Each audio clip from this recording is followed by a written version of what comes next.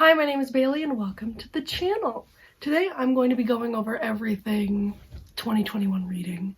With that being said, a big preface here is that 2021 was an interesting reading year for me in the sense that I didn't read for probably the majority of it. I started off the year strong. I was like, this is gonna be great. And then what month hit? I think March hit and I was like, ooh, reading slump. That looks sexy.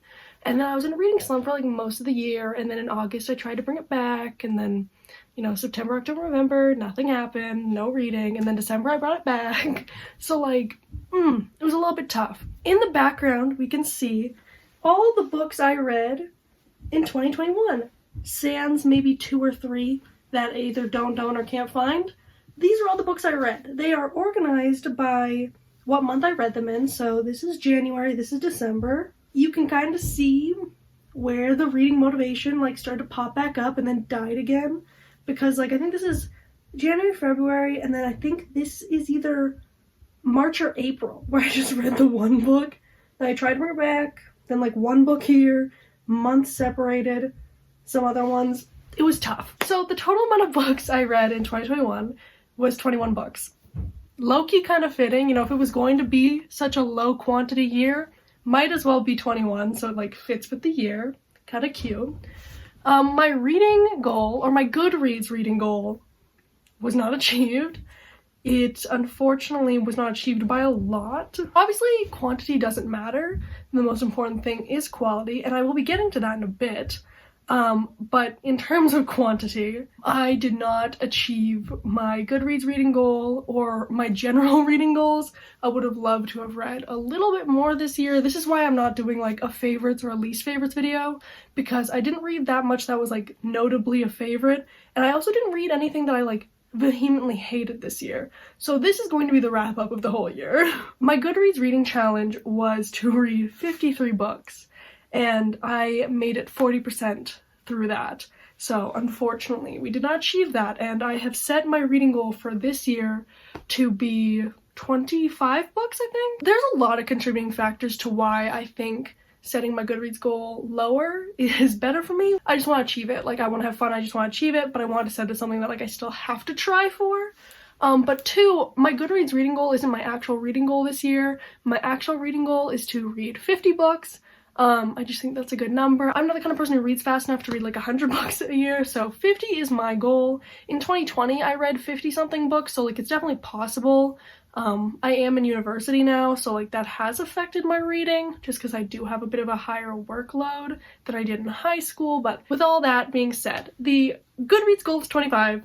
The actual goal is 50. We'll see if I achieve it. We're going to roll into some of the stats now. I keep track of my reading on a spreadsheet on my laptop, and then I also have a reading journal, but spreadsheets make pie charts easier, so this is really convenient for me. So we got pie charts. I'm super excited. I love a good chart. Before we get into my actual fun pie charts, we're gonna just do my rating, page count, and hours read for this year. So my average rating this year over 21 books was a 3.9. This is why I brought up the quantity quality thing earlier, because I did not read a lot this year. On BookTube standards, on my own standards, not a lot. But this is the highest my rating has been for a whole year in a while. I only had one 1-star rating, and it was a 1.5. That was Paper Towns, by the way. Fuck that book. I hate it so much. And I had 7 5-star books this year. So that's pretty fucking good. I actually have a pie chart for that. So I'll show you my pie chart for my ratings here. But I do believe I had 7 5-stars this year.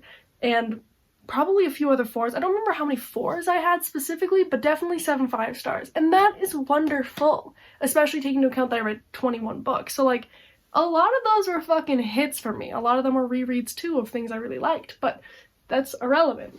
I read things that I really liked this year. I don't think I read anything that's an all-time favorite or something that's standing out to me as being the most phenomenal thing I've ever read, but I enjoyed a lot of what I read this year. And that's fantastic. As much as 2021 was not my best reading year, it was definitely a good one, or it was okay. It was fine. Quality over quantity is the mantra, I suppose, because these are some good books, and I rated them pretty highly, so it could have been worse. It could have been low quantity and low quality, so.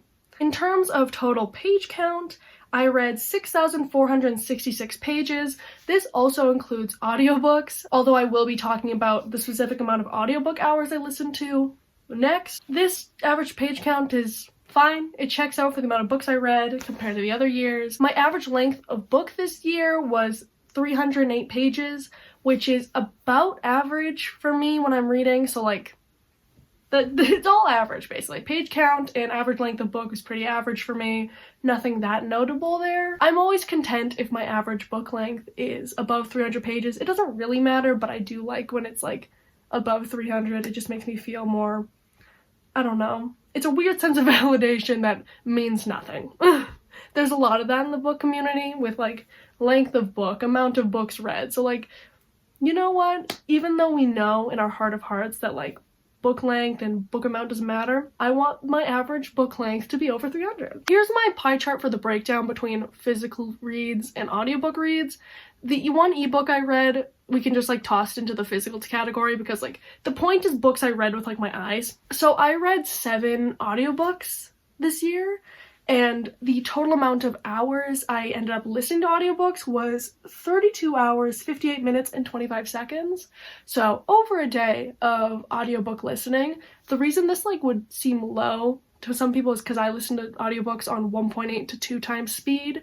So that's why it would be like, it's kind of low if you think about like how an average audiobook is like 10 hours and I listen to 7 of them. I love audiobooks. I like walking and I like listening to them while I'm walking or playing a game on my phone. So absolutely love audiobooks, and there's nothing else I have to say about these ones. Next up, we're going to talk about my genre breakdown. I think I read a total of 7 different genres this year, and let's talk about this pie chart because there are some notable things here. My biggest genre I read is fantasy. This is kind of always the case. I am a predominantly fantasy reader, but not in like that noticeable a way. Like I'm not like just a high fantasy reader, but I do gravitate toward things that are considered fantasy, whether that be high fantasy, fantasy romance, whatever that be.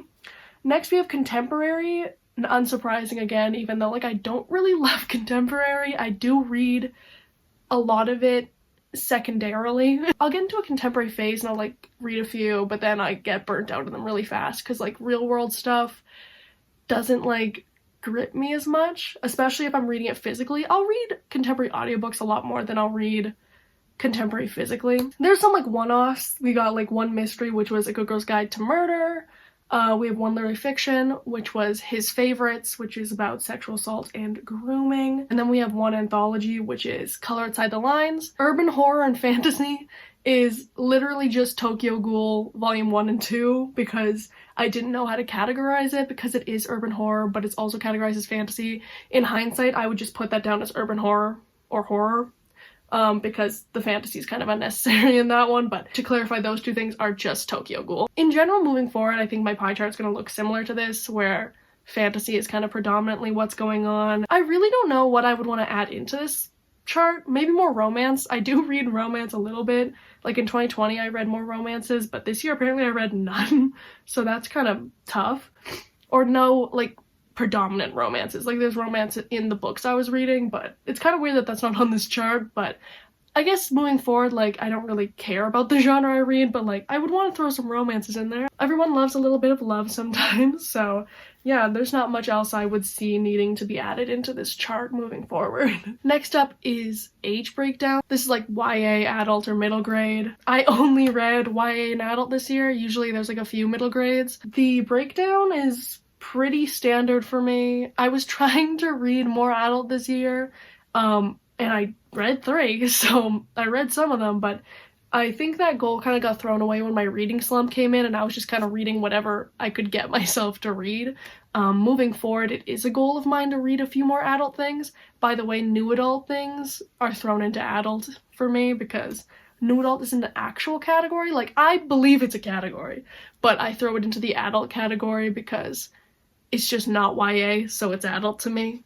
I hope that makes sense. Moving forward, I want to read more adult, but clearly I am going to still be reading quite a bit of YA. I am 18, so it's not that like YA has lost all of its relatability to me, but I am kind of in the phase of my life where I do enjoy adult things. Actually, I do want to read more middle grade this year as well.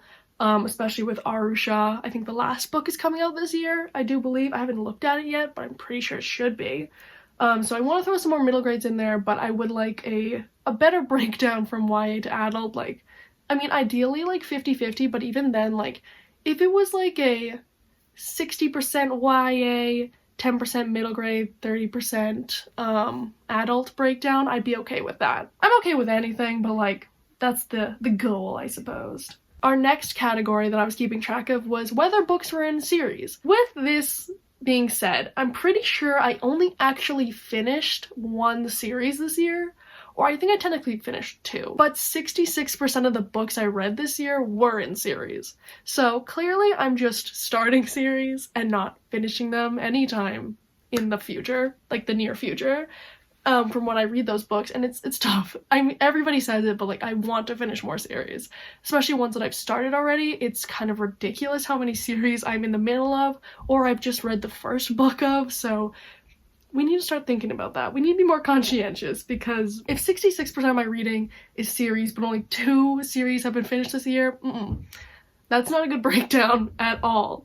So we're gonna try and improve this in the future. Next up, we're talking about book hauling, because this is my backlist versus new pie chart. So as we can see, about 40% of my reading is books that I've hauled this year, and about 60% is books from my backlist. As much as I really want to be reading the books that I'm hauling like in the year, I do want to be reading books that have just been chilling on my shelf collecting dust for a while. So like, I do love prioritizing backlist, but I also want to like prioritize new.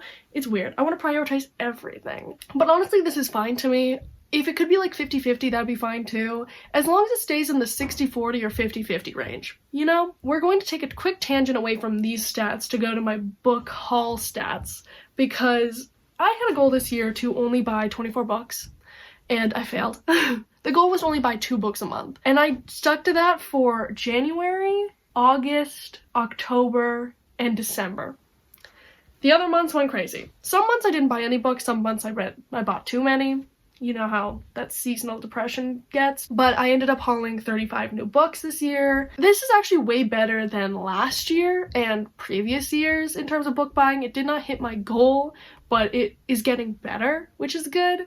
And I read quite a few of these in 2021, and some of them were rebuys of stuff I've already read or whatnot. This isn't the worst. I do want to retract my goal back to the 24 for this year. 2 books a month, or however that breakdown ends up, but like 24 in total is the goal, or less, just because I don't need this many new books.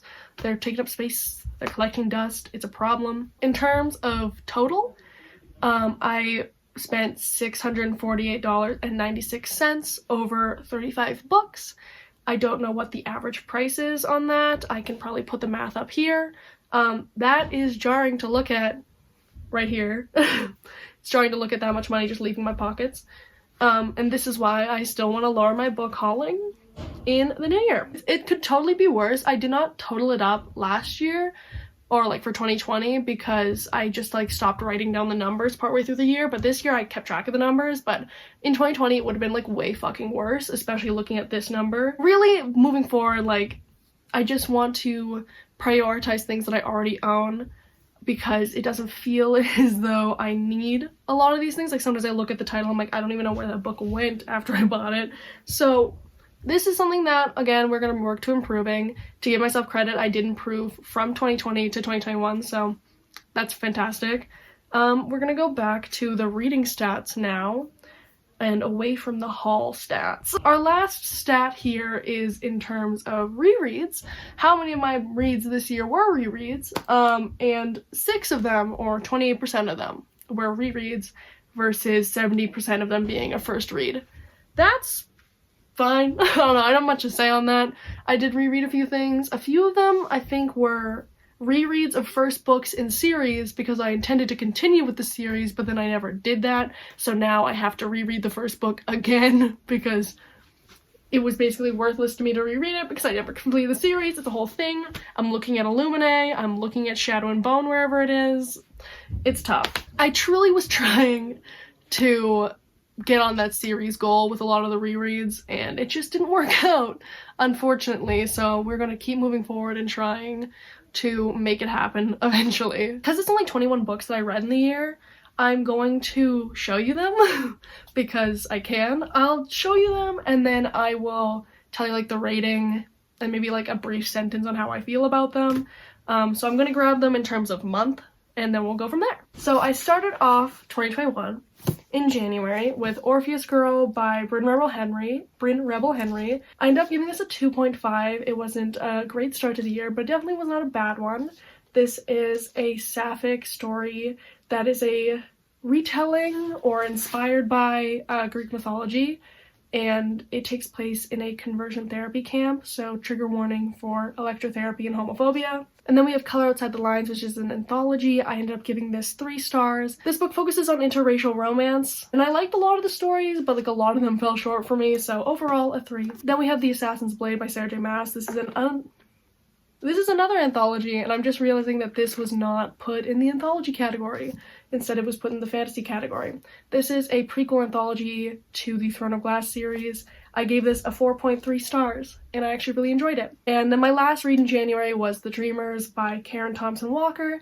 I gave this 5 out of 5 stars. This is a epidemic novel, and I thought it was really beautifully written. I would definitely recommend this. Next we have February, and I read Six of Crows by Leigh Bardugo in February, and I gave this 5 out of 5 stars. This is a book that I've been wanting to read for years, finally got to it. Everyone knows about this book, but I love the found family aspects. That's basically the highlight of this book to me. I think the characters are just like a big hit. And then I also read Shadow and Bone by Leigh Bardugo this month, and I gave this a 2.5 stars.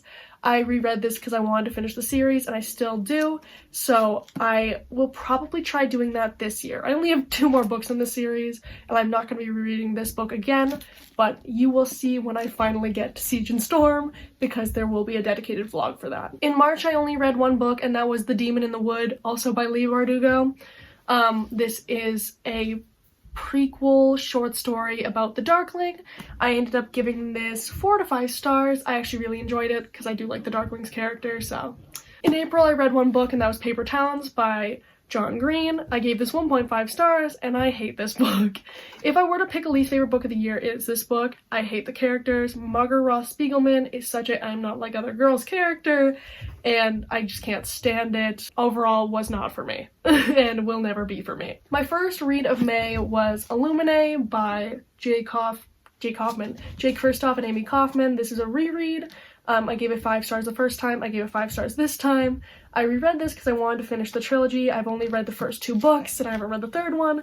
I ended up not completing my reread of the series or getting to the 2nd book in 2021, so I might have to reread this, or I'm just going to try and go into Gemina this year. Next, I read Circe by Madeline Miller. I gave this 5 stars as well. Absolutely love this book. I love Circe as a character.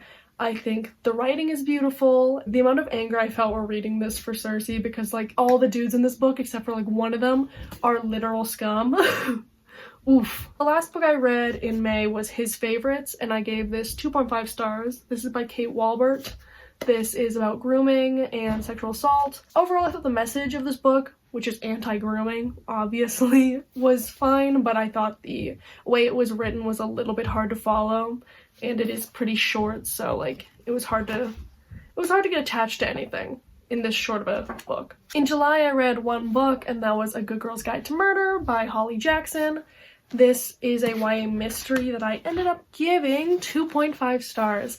I was loving this for most of the book, and then the ending kind of fell flat for me, unfortunately, but I do want to continue this series, or this trilogy, this year, because I did really enjoy most of the book, and I like how fast-paced this book was, so I'm assuming the rest of the books are kind of along the same vein. Next up, we have August, and I read volumes 1 and 2 of Tokyo Ghoul this month, and I gave both of these 4 stars. I really enjoyed Tokyo Ghoul, and I want to keep reading it this year. Next was Mask of Shadows by Lindsay Miller. I gave this 5 stars. This is a reread. This is one of my all-time favorite books, not because of quality, just because of my own connections to it. I do not think it is the most well-written book ever, but it does have a special place in my heart because it is the first queer fantasy book I ever read. I did reread this because I wanted to finish the duology, and I didn't end up finishing the duology this year, which fucking sucks, but you win some, you lose some. And then the last book I read in August was How the King of Elfame Learned to Hate Stories by Holly Black. I gave this 4 to 5 stars.